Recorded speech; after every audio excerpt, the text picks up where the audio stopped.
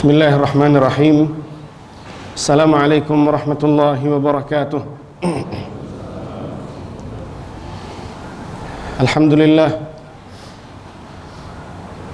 Alhamdulillahilladzi hadana li hadza wa ma kunna linahtadiya laula an hadana Allah. Wa ashhadu an la ilaha illallah wahdahu la syarika lah. Wa ashhadu anna Muhammadan 'abduhu wa rasuluh. وصفيه وخليله وخيرته من خلقه وأمينه على وحيه بلغ الرسالة وأدى الأمانة ونصح الأمة وكشف الله تعالى به الغمة فصلوات ربي وتسليماته وبركاته عليه وعلى آله وأصحابه ومن اهتدى بهديه واستنى بسنته إلى يوم لا ريب فيه أما بعد.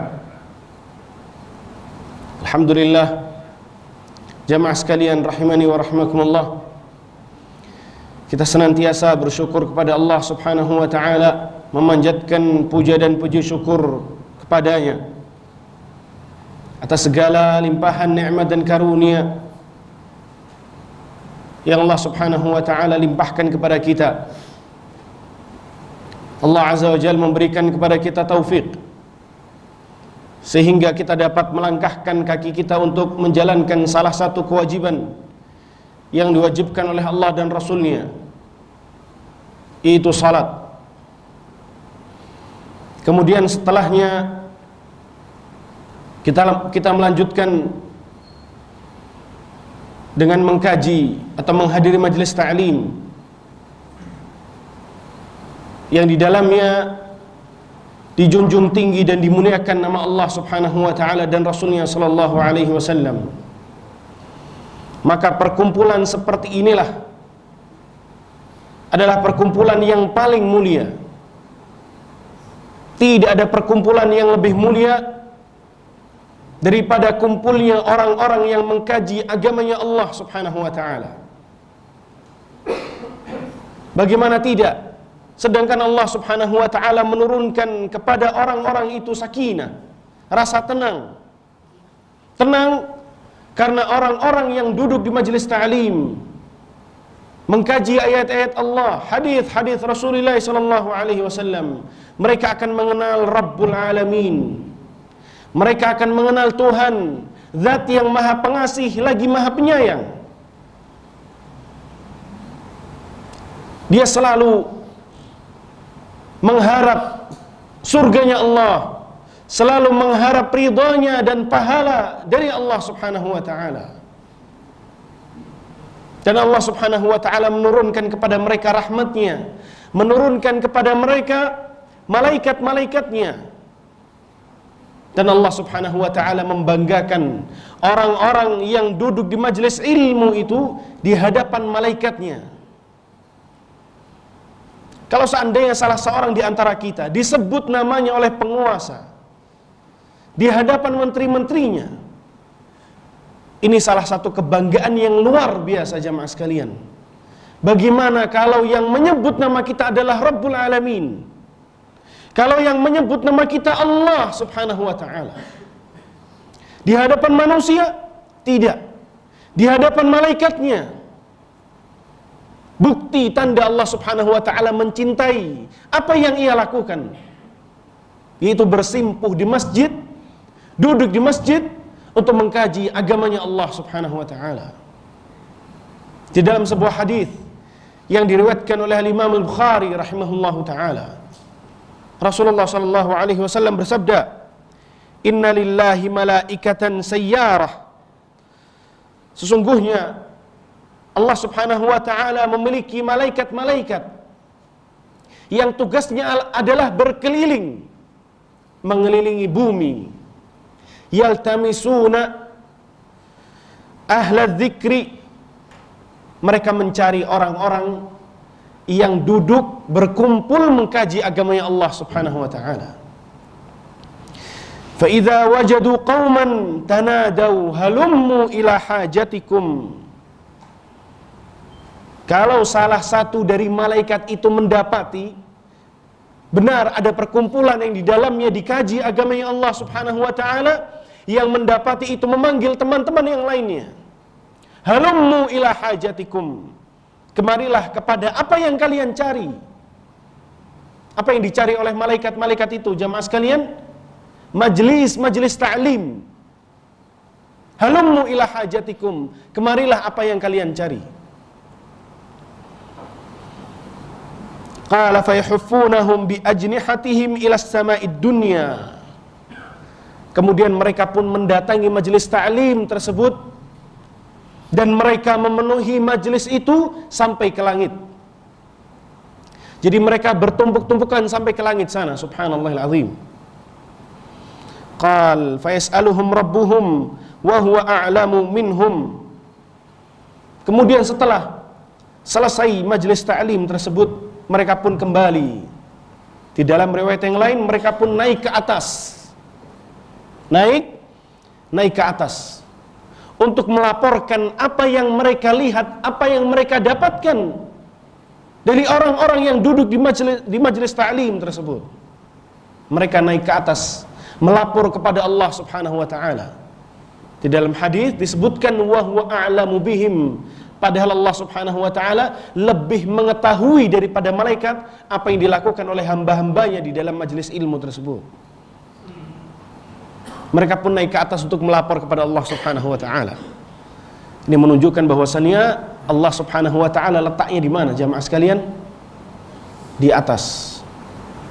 Ini salah satu hadis yang jelas gamblang bahwasannya Allah Subhanahu wa taala zatnya ada di atas. Adapun ilmunya meliputi segala sesuatu. Tidak ada satupun yang luput dari ilmunya Allah Azza wa Jalla. Kemudian Allah Subhanahu wa taala mengatakan, apa yang dilakukan oleh hamba-hambaku. Para malaikat mengatakan bahwasannya hamba-hambamu mengagungkan namamu ya Allah. Dan mereka meminta kepadamu surgamu. Kata Allah Subhanahu wa taala, "Wa hal ra'au jannati?" Apakah mereka pernah melihat surgaku? Pernah tidak jamaah? Tidak ada yang pernah melihat surganya Allah Subhanahu wa taala. Kata Allah Subhanahu wa taala, "Fa kaifa idza ra'au jannati?" Bagaimana kalau mereka telah melihat surgaku? Maka mereka akan lebih giat dan semangat untuk menghadiri majelis-majelis seperti ini jamaah. Kita tidak pernah melihat surganya Allah Subhanahu wa taala, akan tapi kita diberi kesadaran oleh Allah, diberi hidayah, taufik. Taufik artinya menjalankan hidayah itu. Diberi taufik oleh Allah Subhanahu wa taala untuk taat kepada Allah Azza wa Jalla. Para malaikat itu mengatakan, "Ya Allah, sungguhnya mereka hamba-hambamu meminta perlindungan kepadamu dari neraka-Mu. Wa hal ra'au nari?" Dan apakah mereka telah melihat neraka-Ku? Kata Allah Subhanahu wa taala. Malaikat mengatakan, "Tidak ya Rabb." Kata Allah, "Bagaimana kalau mereka melihat neraka-Ku?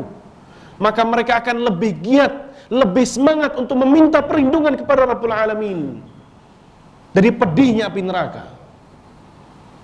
Ushidukum anni ghafartu lahum. Saksikanlah bahwasannya aku telah mengampuni mereka. Allahu Akbar. Maka salah satu sebab seorang diampuni dosa-dosanya oleh Allah Subhanahu wa taala dengan menghadiri majelis-majelis ilmu ini.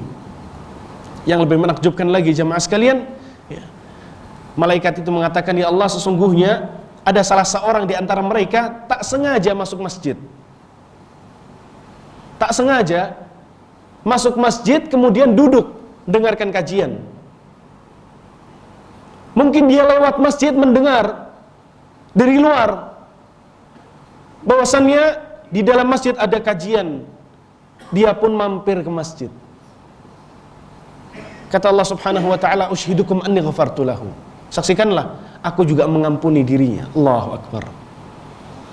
Maka jamaah yang dimuliakan oleh Allah, ini salah satu nikmat yang luar biasa, yang besar, yang betapa agungnya nikmat ini.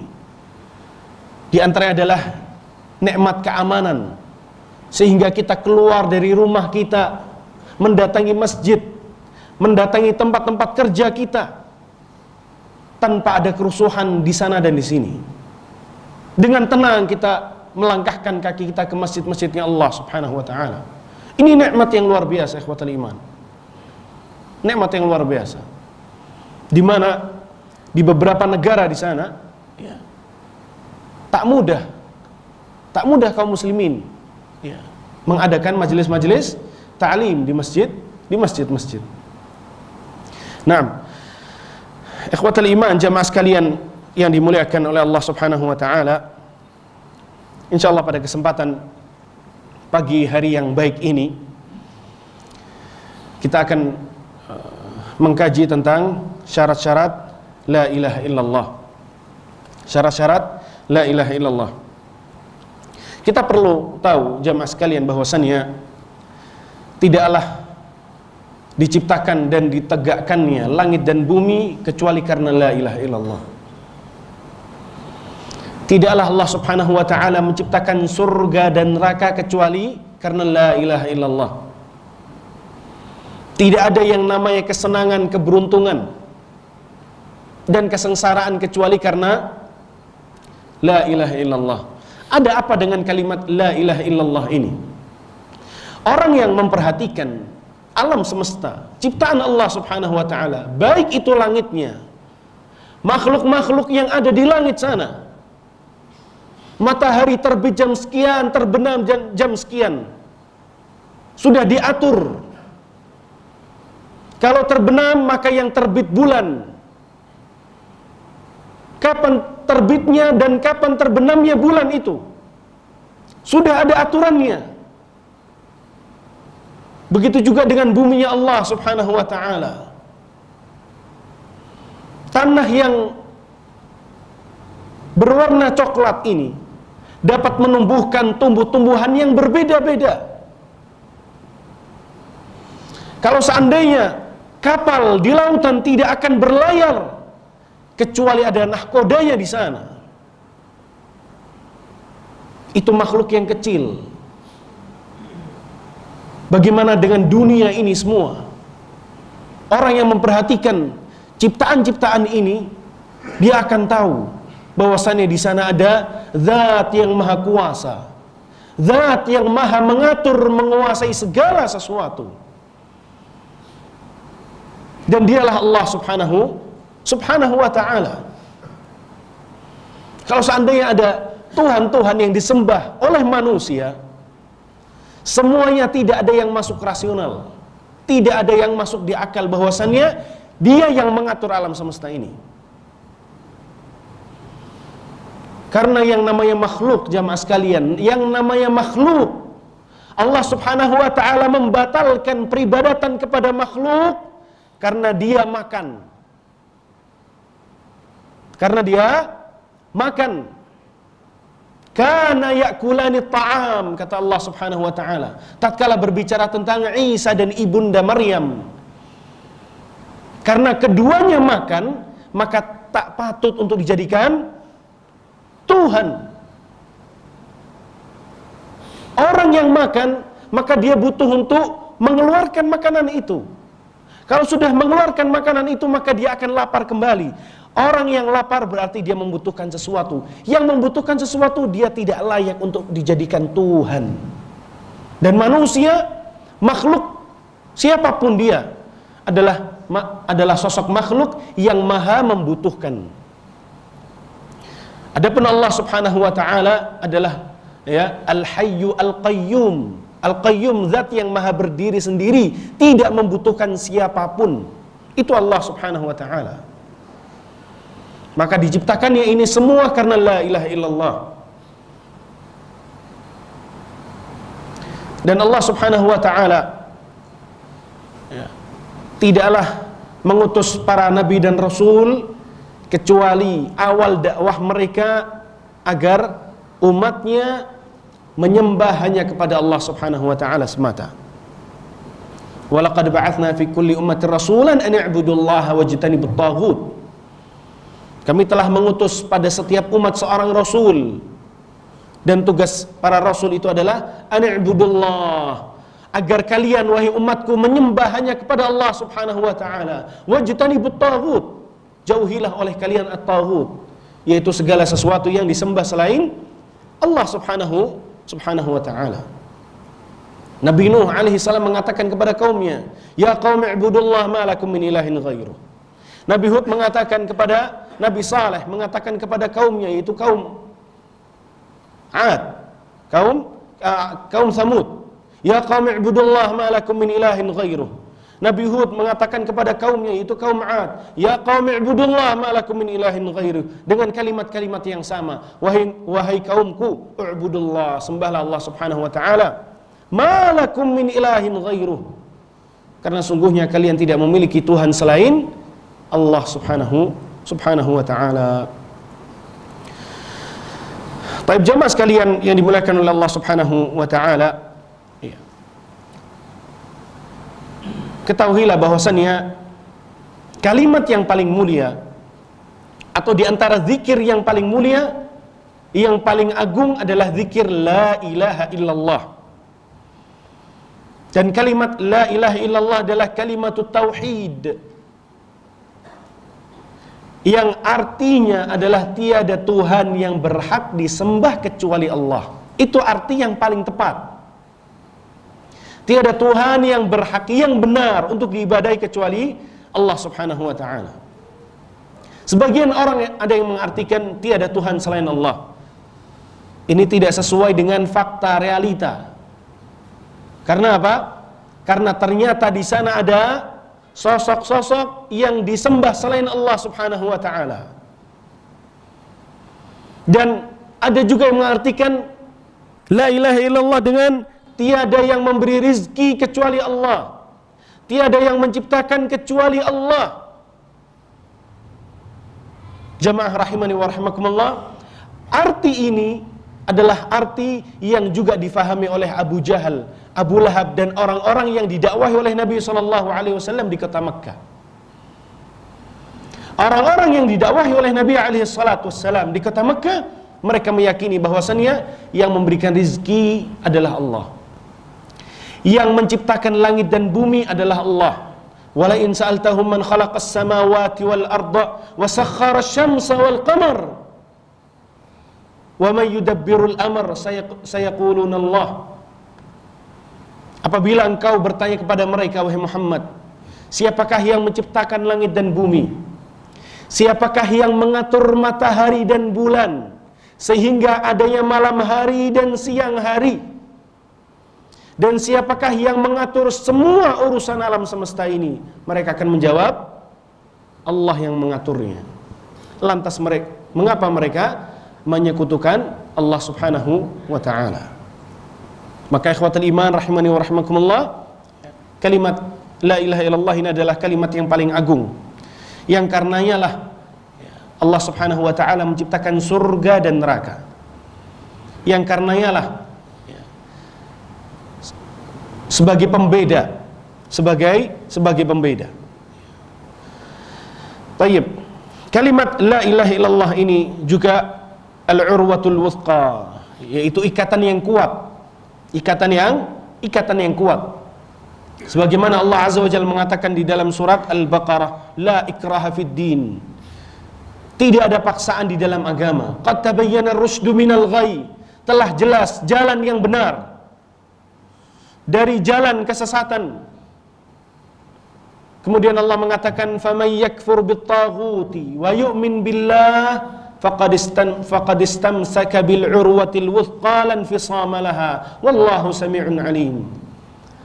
Maka barang siapa yang mengkufuri, mengingkari semua sesembahan selain Allah Subhanahu wa ta'ala, artinya menafikan semua sesembahan selain Allah, wa yu'min billah, dan dia beriman kepada Allah Azza wa Jalla, meyakini, menyatakan bahwasannya hanya Allah Subhanahu wa ta'ala zat yang benar, yang berhak untuk kita ibadahi. Faqad istamsaka bil urwatil wuthqa, maka dia telah berpegang teguh terhadap tali yang kuat. Istamsaka, jamaah sekalian rahimani wa rahimakumullah, istamsaka ya, itu berbeda dengan masaka. Masaka itu hanya pegang saja. Tapi kalau istamsaka itu berpegang seperti ini. Maka orang yang menafikan ketuhanan selain Allah dan meyakini ketuhanan hanya milik Allah Azza wa Jalla, maka dia telah berpegang teguh terhadap tali yang kuat. Ibnu Abbas radhiyallahu anhu mengatakan, al-urwatul wuthqa hiya la ilaha illallah. Tali yang kuat itu adalah la ilaha illallah. Maka arti yang benar, arti yang tepat dari kalimat la ilaha illallah adalah tiada Tuhan yang berhak disembah kecuali Allah subhanahu wa ta'ala. Lan fisamalah, tali itu tidak akan terputus. Wallahu sami'un alim. Tayyib. Dan la ilaha illallah ini jamaah sekalian adalah rukun di dalam agama yang paling agung. Rukun Islam yang paling agung. Dan cabang keimanan yang paling penting, yang paling tinggi adalah cabang tentang la ilaha illallah, ya. Tayyib. Masih banyak ya dalil-dalil dari Al-Quran maupun dari hadis Nabi SAW yang menjelaskan tentang keutamaan kalimat ini. Berkata Syekhul Islam Ibnu Taimiyah rahimahullahu taala, "Wa fadailu hadhil kalimah wa haqa'iquha wa mawqi'uha min ad-din fawqa ma yasifuhu al-wasifun wa hiya ra'sul amri kullihi." Bahwasannya keutamaan, hakikat dan posisi kalimat ini di dalam agama Islam melampaui apa yang digambarkan oleh orang-orang yang menjelaskan. Jadi seberapapun atau bagaimanapun dijelaskan tentang keutamaan kalimat la ilaha illallah, maka hakikatnya lebih besar daripada apa yang dijelaskan oleh orang-orang yang menjelaskan. Wahya ra'sul amri kullihi, dan ia adalah puncak dari seluruh urusan. Kalimat la ilaha illallah jamaah adalah kalimat yang biasa kita mengucapkannya. Bahkan di antara kita berzikir la ilaha illallah seharinya mungkin bisa 100 kali. Atau menentukan hari-hari tertentu, tanggal-tanggal tertentu, kemudian mereka memperbanyak berzikir la ilaha illallah. Puluhan tahun sebagian saudara kita berzikir dengan kalimat la ilaha illallah ini. Akan tetapi kita harus tahu bahwasannya kalimat la ilaha illallah ini tidak akan bermanfaat bagi yang mengucapkannya kecuali apabila dia menjalankan hak la ilaha illallah tadi.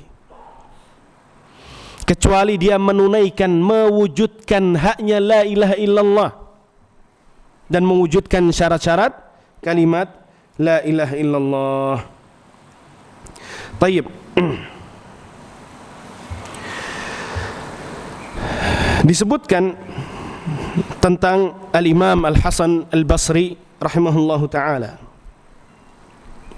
disampaikan kepadanya salah seorang ulama dari kalangan tabi'in rahimahullahu ta'ala, Al-Imam Al-Hasan Al-Basri rahimahullah, dikatakan kepadanya, "Ya imam, wahai imam, inna nasan yaquluna man qala la ilaha illallah dakhala al-jannah." Wahai imam, bahwasannya orang-orang mengatakan barang siapa yang mengucapkan la ilaha illallah maka dia masuk ke dalam surga. Apa kata Imam Al-Hasan Al-Basri? Man qala la ilaha illallah fa adda haqqaha dakhala al-jannah. Imam Al-Hasan Al-Basri mengatakan barang siapa, jadi diluruskan oleh Imam Al-Hasan ini, diluruskan apa yang selama ini difahami oleh masyarakat. Disampaikan kepada wahai imam, masyarakat mengatakan barang siapa yang mengucapkan la ilaha illallah dia masuk surga. Apakah mengucapkan la ilaha illallah begitu saja tanpa ada konsekuensi dia masuk surga? Tidak. Diluruskan apa yang difahami oleh masyarakat oleh Imam Al-Hasan Al-Basri. Man qala la ilaha illallah wa adda haqqaha dakhala al-jannah. Akan tapi yang benar kata Al-Imam Al-Hasan Al-Basri, bahwasannya barang siapa yang mengucapkan la ilaha illallah dan menunaikan haknya la ilaha illallah, yang kita wajib menunaikan hak tersebut, maka dia akan mendapatkan surganya Allah subhanahu wa ta'ala. Kalimat la ilaha illallah adalah kalimat yang mudah untuk diucapkan jamaah sekalian, yang mudah sekali untuk diucapkan. Ya, kan tapi la ilaha illallah memiliki syarat-syarat yang kita wajib, yang kita harus menunaikan syarat-syarat itu apabila kita ingin la ilaha illallahnya kita akan bermanfaat tatkala kita berjumpa dengan Allah Subhanahu wa taala. Ya. Dan di antara kekhususan yang dimiliki oleh Ahlus Sunnah wal Jamaah adalah mengumpulkan semua dalil kemudian baru merumuskan sebuah kaidah di dalam agama. Itu Ahlus Sunnah wal Jamaah. Tidak mengambil satu dalil, diyakini kemudian meninggalkan yang lain, tidak. Iya, memang ada riwayat Nabi yang mengatakan barang siapa yang mengucapkan la ilaha illallah maka dia masuk surga. Memang ada. Akan tapi jangan lupa, ada juga hadis-hadis Nabi SAW yang lain yang berbicara tentang la ilaha illallah lebih rinci. Sama seperti apa yang dikatakan oleh Al-Imam Al-Hasan Al-Basri rahimahullahu ta'ala. Kalau seandainya hanya dengan la ilaha illallah dia masuk surga, dengan mengucapkan la ilaha illallah masuk surga, maka la ilaha illallahnya orang-orang munafikin di zaman Nabi SAW akan bermanfaat bagi mereka. Jangan salah jemaah, orang-orang munafikin di zaman Nabi SAW mereka sholat yang imam siapa? Rasul alaihi salatu wassalam. Yang menjadi imam Rasulullah SAW. Mereka melihat dengan mata kepala mereka sendiri mukjizat-mukjizat yang luar biasa yang Allah Subhanahu wa taala berikan kepada Nabi alaihi salatu wassalam. Dan yang namanya mukjizat, ya, itu tidak bisa diatur jemaah. Ini salah satu kaidah di dalam memahami mukjizat. Kalau bagi para nabi atau karomah, siapa karomah? Siapa yang memiliki karomah? Keramat siapa yang punya? Para wali. Para wali.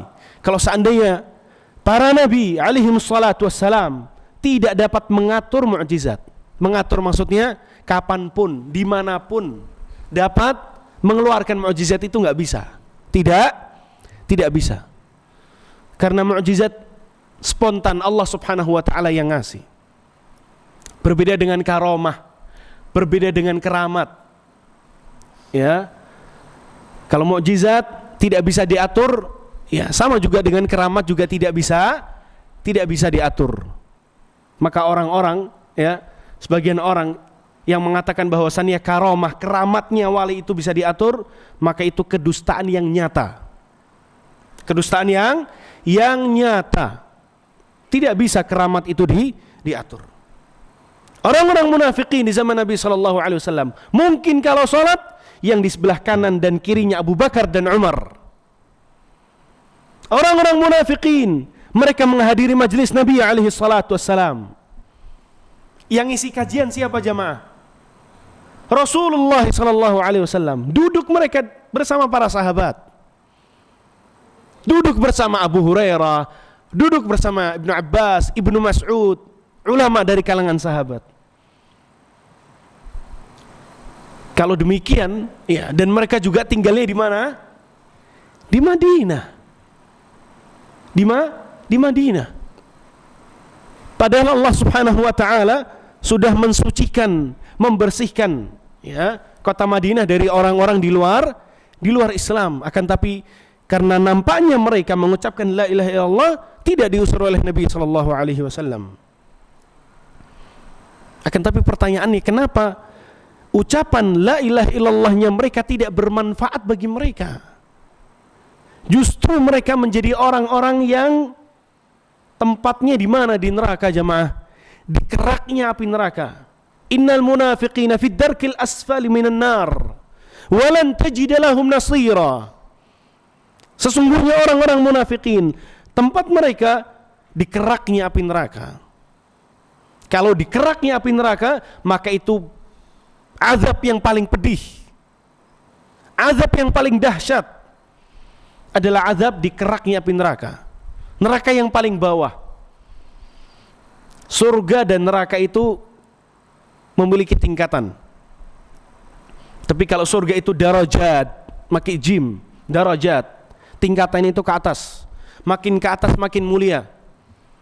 Makanya surga Firdaus a'lal jannah wa awsatul jannah, surga yang paling mulia dan surga yang paling tinggi, yang mana atapnya adalah arsy-Nya Allah Subhanahu wa taala. Adapun neraka, maka tingkatannya itu ke bawah, darakat pakai kaf. Kalau surga pakai jim, darajat. Kalau neraka pakai kaf, darakat, tingkatannya ke bawah. Makin bawah makin dahsyat.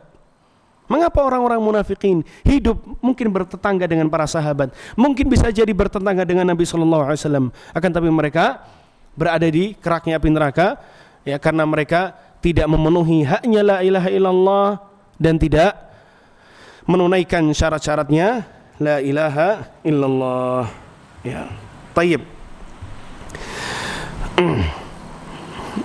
Ya, ada kisah lagi tentang Al-Imam Al-Hasan Al-Basri rahimahullah ta'ala, bahwasannya beliau pernah mendatangi jenazah istrinya Al-Farazdaq.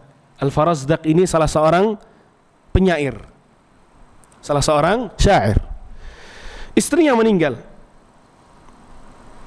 didatangi oleh Al-Imam Al-Hasan Al-Basri rahimahullah ta'ala. Kalau bahasa kita sekarang ta'ziyah, ya, ta'ziyah dan ngelayat diantar sampai ke kuburan.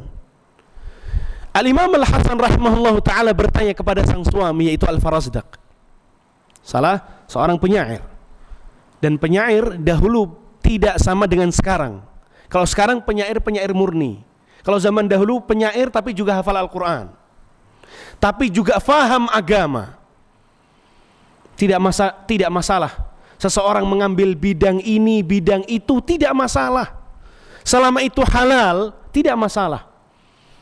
Yang jadi masalah kalau dia nol agamanya.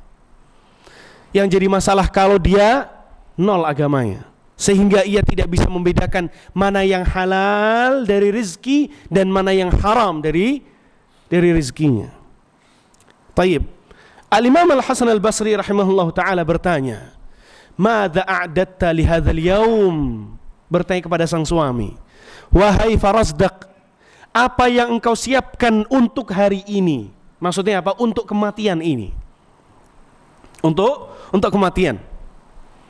Kata Farazdaq rahimahullah ta'ala, "A'datu la ilaha illallah mundu 70 sanah."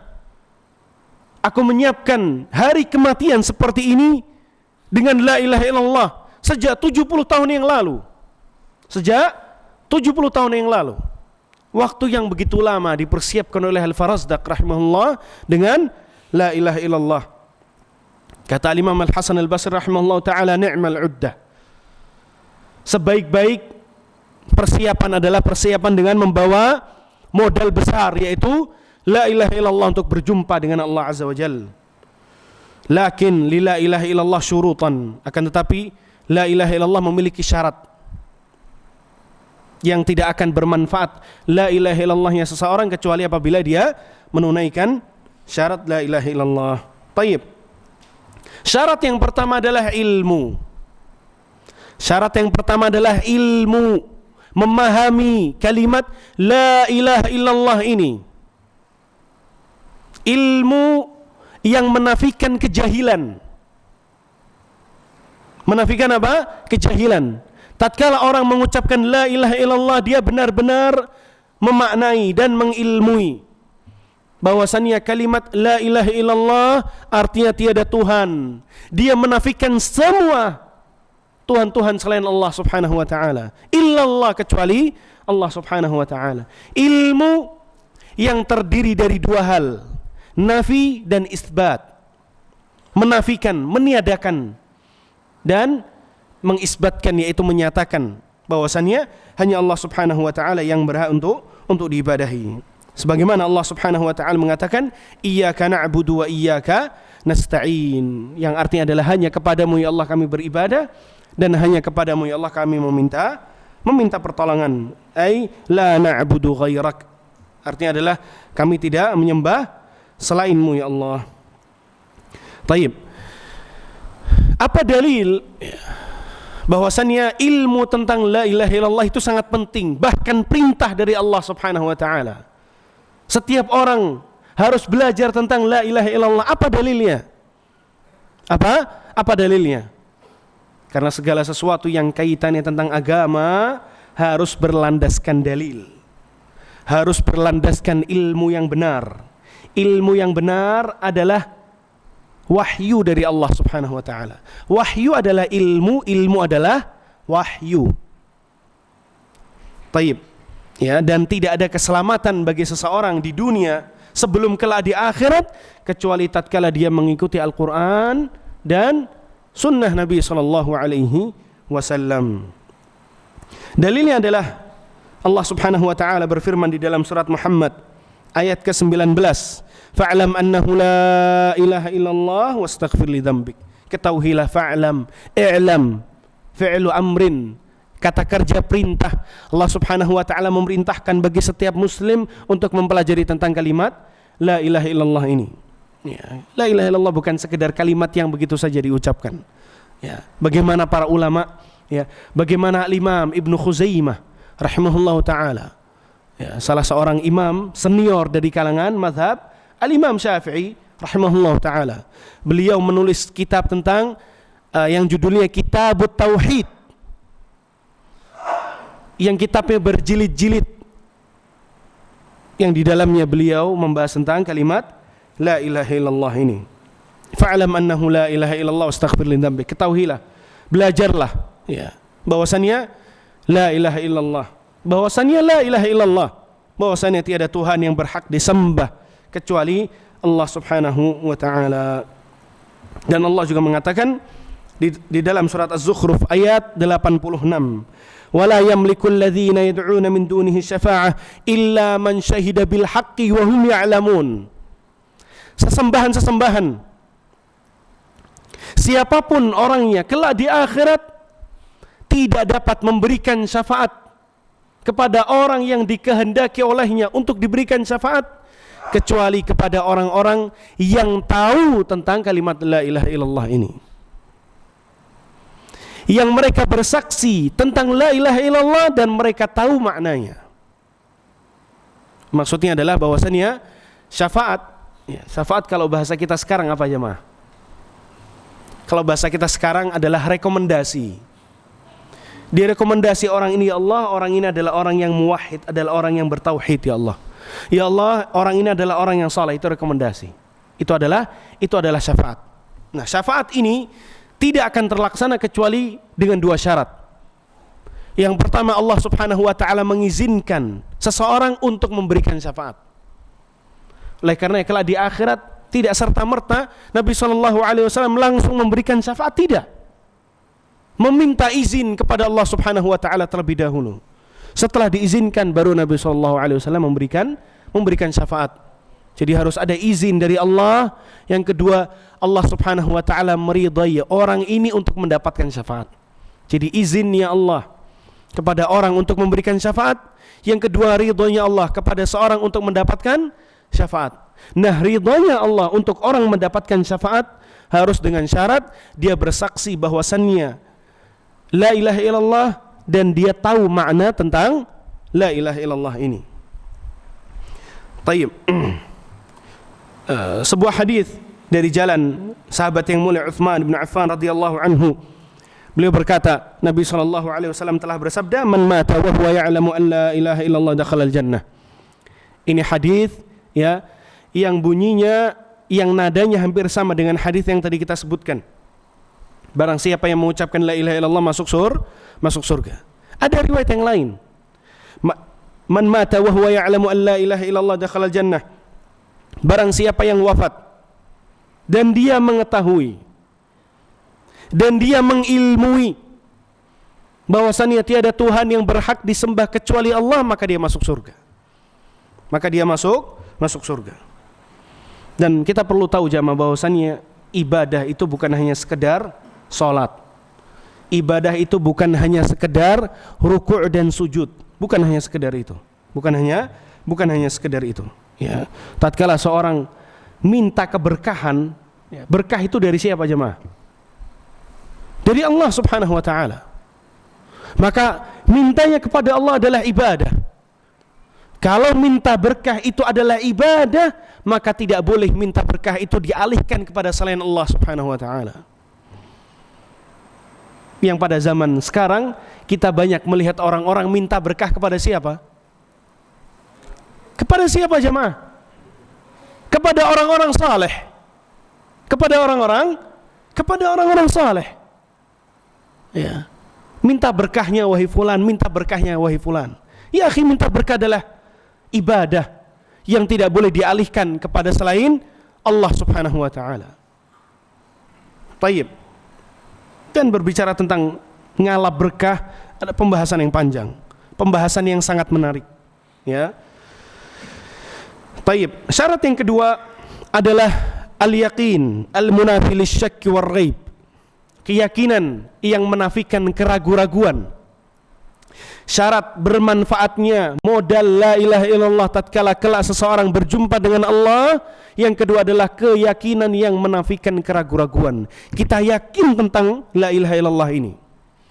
Kalau hanya dengan ilmu jamaah, maka tidak cukup. Kalau hanya dengan ilmu maka tidak cukup. Apa kata Nabi SAW tadi? Man mata, barang siapa yang wafat dan dia tahu tentang la ilaha illallah, maka dia masuk surga. Kalau orang hanya mengambil dalil ini saja, maka Abu Talib masuk surga. Masuk surga. Siapa Abu Talib? Pamannya Nabi SAW.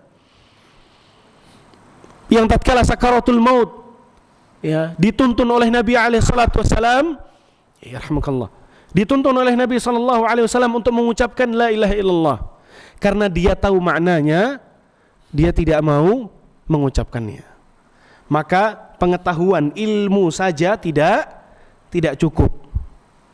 Karena Abu Talib tahu konsekuensinya dia mengucapkan la ilaha illallah. Apa konsekuensinya? Dia harus membatalkan, mengingkari semua sesembahan yang disembah selain Allah Azza wa Jalla. Maka syarat yang kedua adalah yakin tentang kalimat la ilaha illallah ini. Allah mengatakan innamal mu'minuna alladzina amanu billahi wa rasulihi thumma lam yartabu wa jahadu bi amwalihim wa anfusihim fi sabilillah ulaika humus shadiqun. Bahwasannya kaum mukminin adalah orang-orang yang beriman kepada Allah dan Rasulnya, kemudian tidak ada keraguan-raguan di dalamnya. Ya, syafakallah. Kemudian tidak ada keraguan-raguan di dalamnya. Wajahadu bi amwalihim wa anfusihim. Kemudian mereka berjuang dengan jiwa raga mereka dan dengan harta-harta mereka di jalan Allah. Ulaika humus shadiqun. Maka mereka adalah orang-orang yang jujur di dalam mengucapkan la ilaha illallah ini. Taib. Nabi SAW juga mengatakan, ya, tatkala Nabi SAW sedang duduk bersama Abu Hurairah di kebun kurma, Nabi SAW mengatakan kepada Abu Hurairah, man laqita min wara'i hadzal ha'id, ya, siapapun yang engkau jumpai wahai Abu Hurairah dari balik tembok kebun kurma ini, ya, yashhadu an la ilaha illallah mustaiqinan biha qalbuhu fabashshirhu bil jannah. Siapapun yang engkau jumpai wahai Abu Hurairah, ya, sedangkan dia meyakini tentang la ilaha illallah, maka berilah kabar gembira kepadanya, ya, tentang surganya Allah Subhanahu wa taala. Taib. Kemudian syarat yang ketiga, ikhlas. Ya, memurnikan la ilaha illallah ini, memurnikan ibadah, ya, yang menafikan kesyirikan. Ya, menafikan apa? Menafikan kesyirikan. Memurnikan artinya memurnikan amalan, ya, memurnikan amalan dari segala sesuatu yang dapat, ya, mencacat atau mencoreng tauhid seseorang. Apapun itu jamaah, apapun itu yang dapat mencoreng, ya, atau mencacat tauhid seseorang, maka hal ini harus dihilangkan, harus dihindari. Ya. Taib. Nabi SAW bersabda, atau Abu Hurairah radhiyallahu anhu bertanya kepada Nabi, ya Rasulullah, siapakah orang yang paling berbahagia, ya, dengan syafaatmu kelak di akhirat?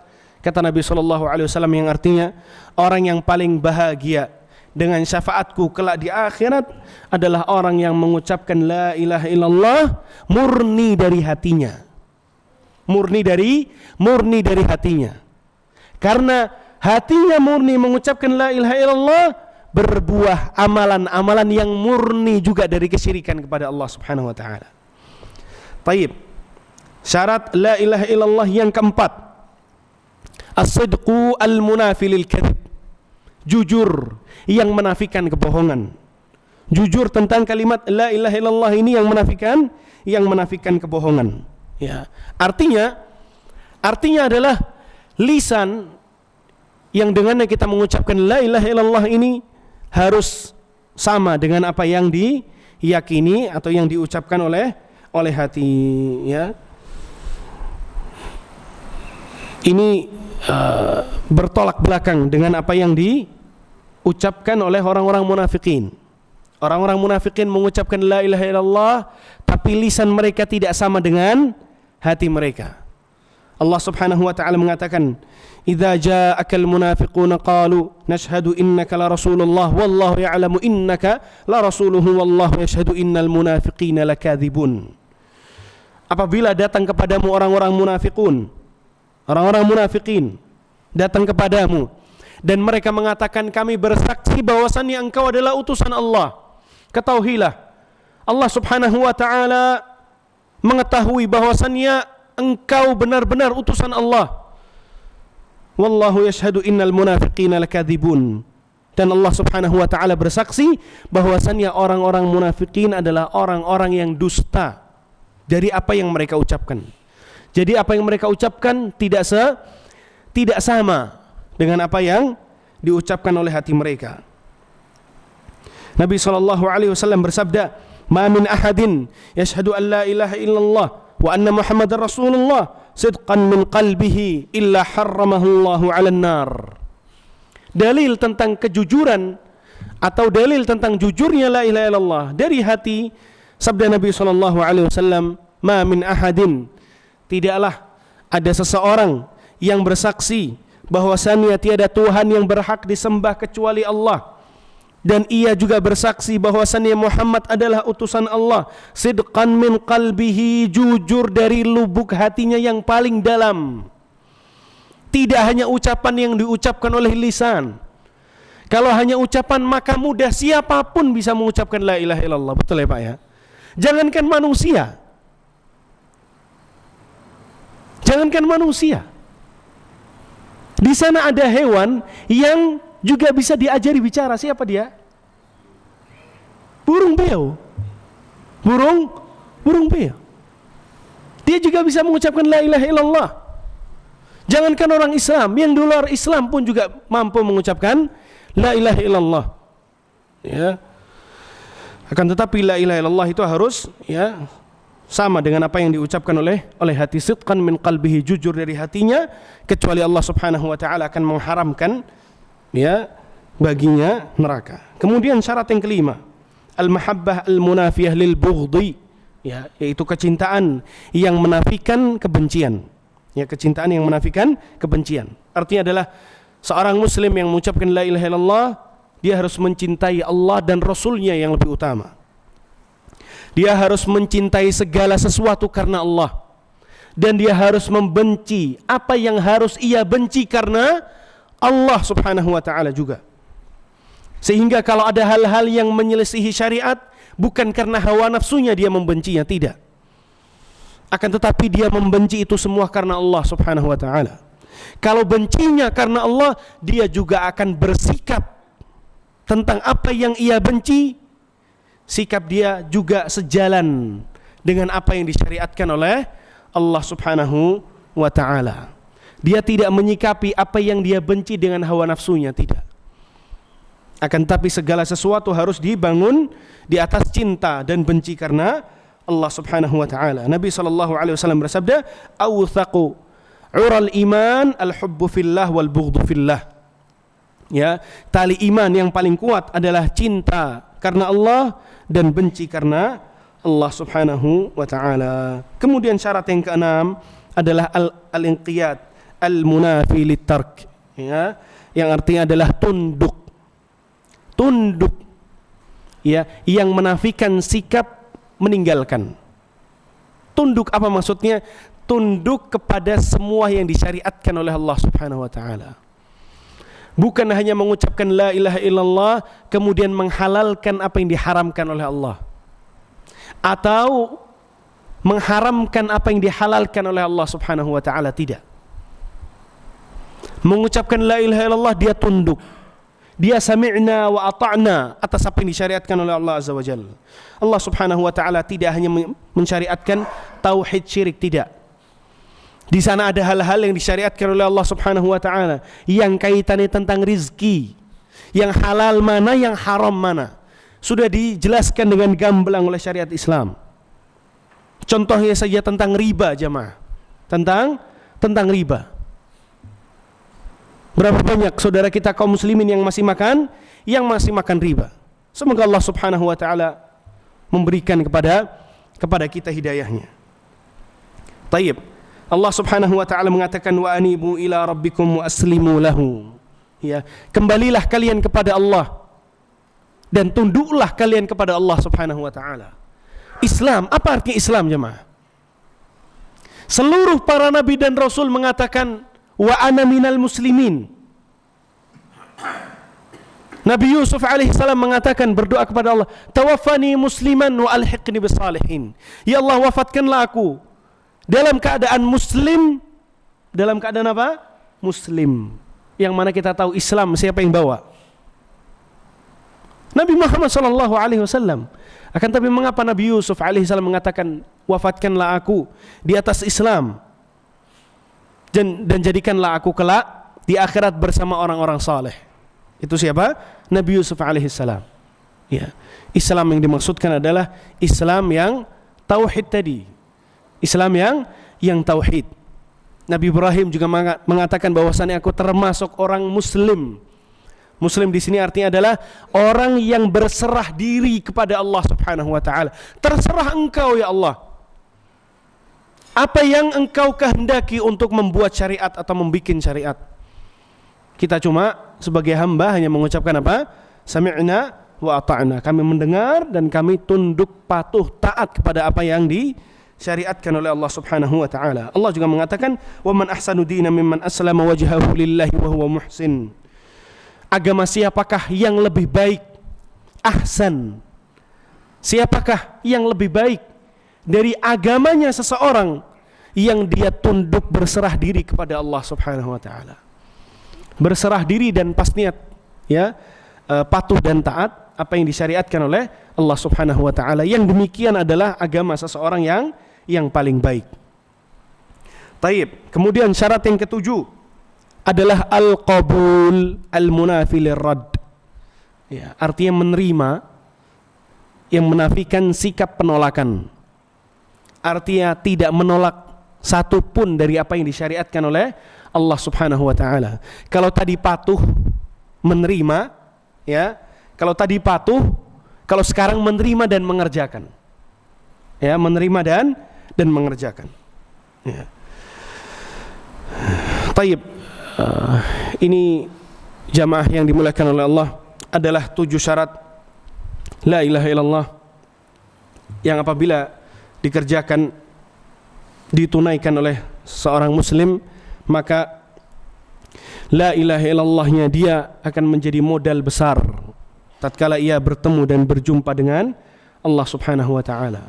Ya, insyaallah kita akhiri, semoga apa yang kita bahas, kita pelajari pada kesempatan pagi yang berbahagia ini menjadi ilmu yang bermanfaat, dan semoga Allah Subhanahu wa taala selalu melimpahkan taufiknya dan keberkahannya kepada kita semua dimanapun kita berada, dan semoga Allah Subhanahu wa taala ya menerima semua amal ibadah kita dan mengampuni dosa-dosa kita. Kita akhiri dengan membaca doa kafaratul majlis. Subhanakallahumma wa bihamdika asyhadu an la ilaha illa anta astaghfiruka wa atubu ilaik. Wa sallallahu wa sallama wa baraka ala nabiyyina Muhammadin wa ala alihi wa sahbihi ajma'in. Wa akhiru da'wana anil hamdulillahi rabbil alamin. Wassalamu alaikum warahmatullahi wabarakatuh.